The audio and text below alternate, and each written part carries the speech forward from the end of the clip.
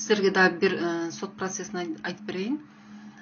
Bir баланың октябрда 18 жылға еркінен ажыратылды терроризм бойынша. Анын 3 жылын күчөтүлгөн түрмө деген кандай? Күчөтүлгөн түрмө деген баягы өмүр бою эркинен ажыратылгандардын түрмөсү бар го, Черный дельфин, Белый лебедь деген. Ошол жакта 3 жыл болот, андан кийинки калган 15 жылын дагы беркиндей эле күчөтүлгөн строгий режимде өтөйт.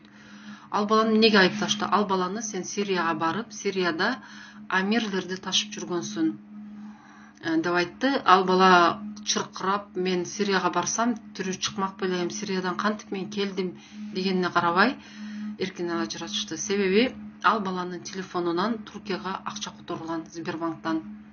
Ошо Золотая Коронадан которулган, ошол баланын атынан. Туркиядагы именно кимге которулган? Ошол издөөдө жүргөн террорист адамга которулган. Сен ошол террористтерге жардам бердиң деген айыпты коюшту дагы 18 жылга эркинен ажыратты. Ошон үчүн Сбербанк онлайнбы, Золотая Коронабы которуп атканда, бирөөдөн которуп берип атканыңыздарда абайлаңыздар. Жок жерден силер дагы мындай бейгүнөө жерден камалып калбаңыздар. Мисалы үчүн ошол балага прения деп коет, баягы сот өкүм чыгарардын алдында прения болгондо прокурор 25 жыл сурады. 25 жыл сураганда баягы баланы мен карасам, байкуш өзү дагы 84 жылкы эле, 4 баласы бар. Көзүнөн жашы токтобой агып атат. Эми көзүнөн жашы токтобой акты. Анан судья баягы сурайт да соттолуучуданчы, эмне дополнительный барбы, сөзүң барбы дедиле. Ооба, сөзүм бар деди. Кандай сөзүң дедиле. Мен апам 3 жылдан бери көрө элекмин.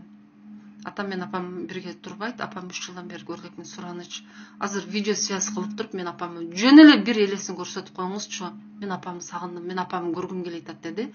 Бирок сот ал нерсеге отказ кылды, видео звонок болбойт деп. Ошону менен ал бала 18 жылга камалып кетти.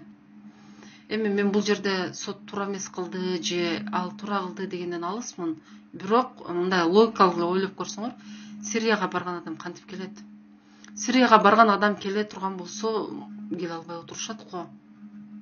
Ошондуктан сиздерден суранам, картаңыздарды эч кимге бербеңиздер.